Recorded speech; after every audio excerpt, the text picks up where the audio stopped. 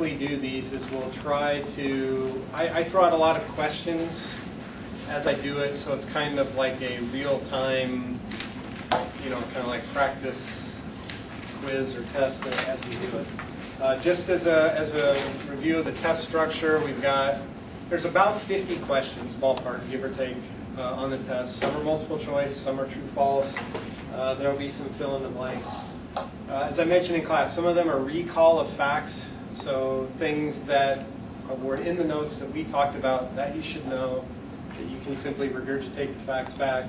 Then others, you need to take a concept and then apply it to a real-world situation. And in some of your homework problems, I've tried to give you examples of that so you can work through it and figure it out. We started off and basically we covered muscle physiology and energy systems. So let's just kind of run through some of these to begin with. Mechanism of muscular contraction. If you remember all the way back to our very first lecture, we talked about, for example, muscle structure. There's two types of filaments. Remember what the two types of filaments are in skeletal muscle? Actin and myosin. And the mechanism of action of a contraction is when the nerve signal hits the neuromuscular junction. There's a neurotransmitter release. That neurotransmitter, do you remember what it was? Acetylcholine. And then once it goes across the neuromuscular junction, the nerve signal propagates itself again. When it passes through the sarcoplasmic reticulum does something special. Do you remember what it was? Releases calcium. Releases calcium. Okay, then calcium binds to troponin, causes a little conformational change, exposes the binding site on actin. Myosin head binds. We use ATP. And then how does the muscle physically contract and get shorter? The filaments do what compared to each other? They slide past one another. It's called the sliding filament theory. Okay. With fiber type characteristics, we talked about two with slow twitch and fast twitch. In a normal person, let's say, if we just grabbed an average person off the street, what would their fiber type distribution be approximately between slow twitch and fast twitch? About 50-50. How many different types of slow twitch fibers are there? There's one. And how many types of fast twitch fibers are there that we generally talk about in class? Two. There are two. There are actually three, or some people would say even more than that. But we're generally concerned with two, fast twitch A and fast twitch B. Which muscle fiber type, here be an example of recall type questions. Which muscle fiber type has the highest glycolytic capacity? Slow twitch, fast twitch A, or fast twitch B? Highest glycolytic capacity. Means it can get most of its ATP from the glycolytic energy system and do it very quickly and efficiently. Fast twitch B. Fast twitch B would.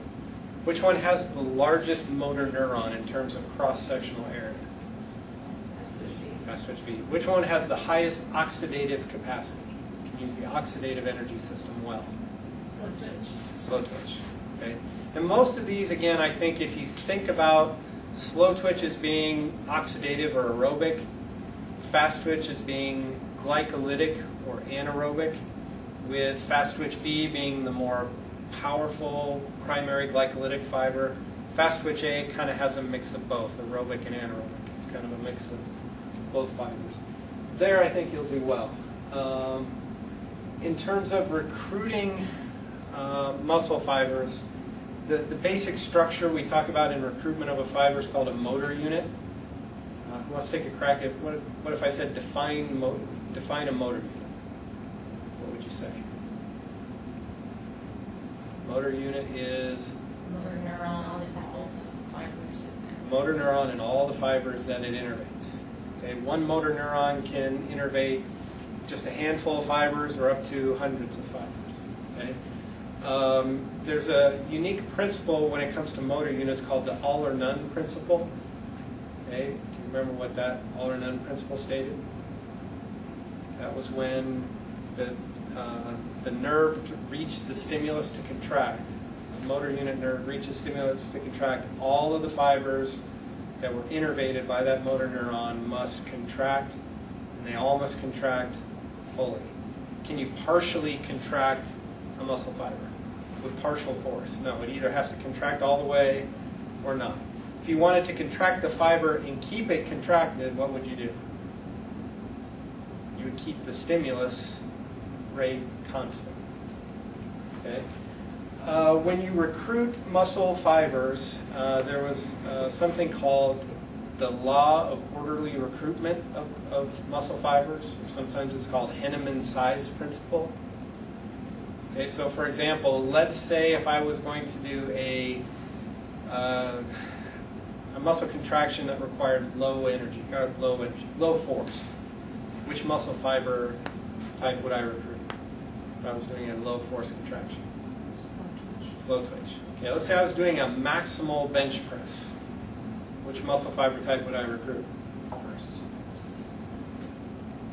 Okay, if I'm doing a light thing, like I'm picking the pencil up off the desk, I'd recruit slow twitch, right? If I'm doing a maximal bench press, which muscle fiber types would I recruit? Would I recruit slow twitch? Well, let's start. Would I recruit fast twitch B? Doing explosive movement, kind of makes sense. Those are the most explosive fibers I have. What about fast twitch A? Yes. What about slow twitch? Yes. Okay. You recruit, the law of orderly recruitment means you always recruit slow twitch first, and then as the intensity or the amount of force you need to generate increases, then you add to that recruiting fast twitch A, then you add to that recruiting fast twitch B. Okay, so a low force contraction recruits just slow twitch. If it was a little more higher force, you'd recruit slow twitch, fast twitch A, and a maximal contraction would recruit all three. Okay, would you ever recruit just fast twitch B only, for example? No, you wouldn't do that. That's not the way the nervous system is organized to recruit muscle fibers. Let's see, what else about skeletal muscle recruitment? We can recruit fibers or motor units synchronously or asynchronously.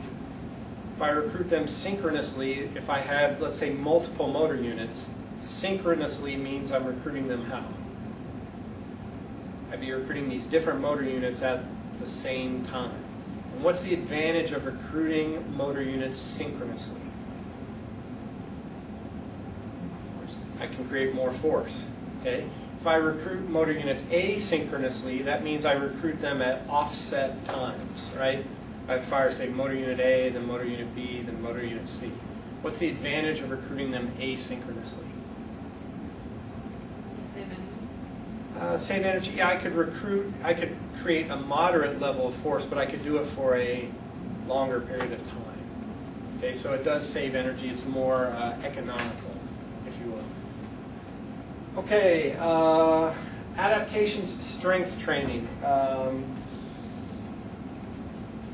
Are there ways that I can increase strength and have it be from increasing the actual physical size of my muscle? Absolutely.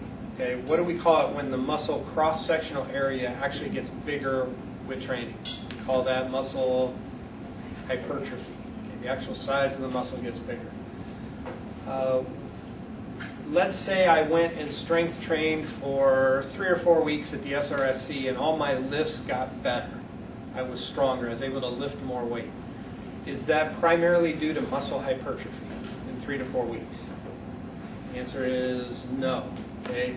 In the first few weeks, some people would say 4 to 6 weeks, some would say 6 to 10 weeks, somewhere in that range.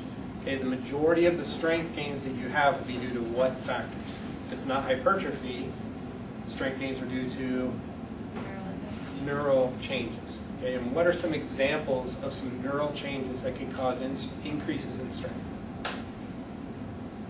with training over time? The first 3 to 4 weeks of a strength training program. What's the changes that could cause increases in strength? What if I recruited more motor units? If I taught myself, neurologically speaking, if you will, to recruit more motor units when I did a lift, would that improve strength? Yes. And that's probably the most common way. Okay, there was also one called autogenic inhibition. Do you remember that? That's the natural depression that the brain does on neural activity to keep you from that depression keeps you from injuring yourself. Okay? Over time, you learn to override that so that you can essentially create more force within the muscle. Do you remember some others? Do you remember about coactivation of agonist and antagonist muscles? If I'm doing a bicep curl, my bicep is the agonist muscle, it's shortening, and at the same time my tricep has to relax and lengthen, correct? Okay, what happens is when you do a lift, you activate both the bicep and the tricep, the agonist and antagonist. Over time, you learn how to decrease that coactivation, so it's primarily in the agonist muscle. What were some others? Yes? Increased firing rates of motor units. Increased firing rates of motor units. Yeah, that would be, the terminology I use was called rate coding. And those two things would be the same thing. If you increase the firing